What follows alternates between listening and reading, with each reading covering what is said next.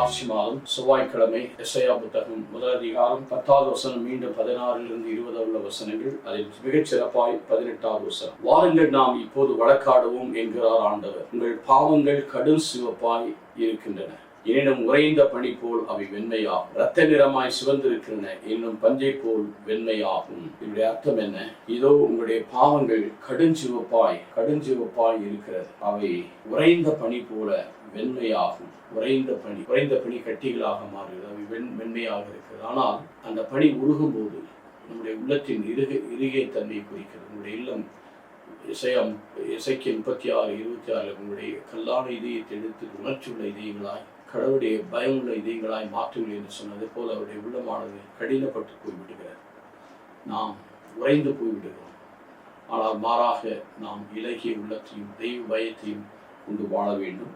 அது உறைப்பனி போல வெண்மையாகும். ரத்தம் போல சிவந்து இருக்கிறது, அது பஞ்சுக்கு ஒப்பிடப்பட்டிருக்கிறது. பஞ்சு மென்மையானது, படிகட்டி உருகி மெல்ட் ஆகும். அதே போல பஞ்சானது மிக லேசானது, காற்றில் பறக்கக்கூடியது. கைகளை வைத்து அமுத்தினாலும் அது நமக்கு தீங்கிழைக்காது. அதே போல் நம்முடைய உள்ளம் சிவந்திருந்தாலும், ரத்தம் சிவந்திருந்தாலும் பஞ்சை போல மென்மையான உள்ளத்தை கொண்டு நாம் மனம் திரும்பி உள்ள மென்மையான உள்ளத்தோடு தெய்வ பயத்தோடு இறைவனுக்கு உகந்தவர்களாய் நீதியிலும் நேர்மையிலும் உண்மையிலும் வாழ நமக்கு அழைப்பு விடுக்கப்படுகிறது. எப்படி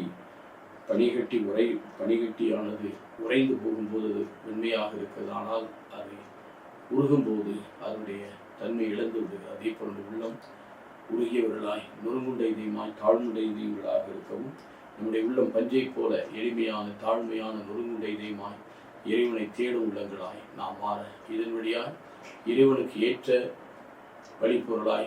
இது இரத்த சிவப்பு என்பது என்ன? ஒரு மனிதனுடைய அடிப்படை தன்மை. அப்படி என்றால் நம்முடைய உள்ளமானது, நம்முடைய ஜீவனானது கடவுளுக்கு உகந்ததும் இளமையானதும் இழந்ததும் நொறுங்குண்ட தாழ்மையாக இருக்க நாம் ஒப்புக் கொடுப்போமா? நல்ல ஆண்டவரே, எங்களுடைய இரத்தம் கருஞ்சிவப்பை போல கடினமாய் இருக்கிறதை விட்டு நாங்கள் உண்மையான மனம் திரும்பி தாழ்மையான நொறுங்குண்ட இதயத்தோடு இதோ நம்முடைய உள்ள முருகக்கூடிய உள்ளங்களாக, நொறுங்குண்ட இதயங்களாக, தாழ்வுற்ற இதயங்களாக இருக்க, பஞ்சை போல மென்மையான தாழ்மையான இதயத்தை கொண்டிருக்க கருத்தால் நல்ல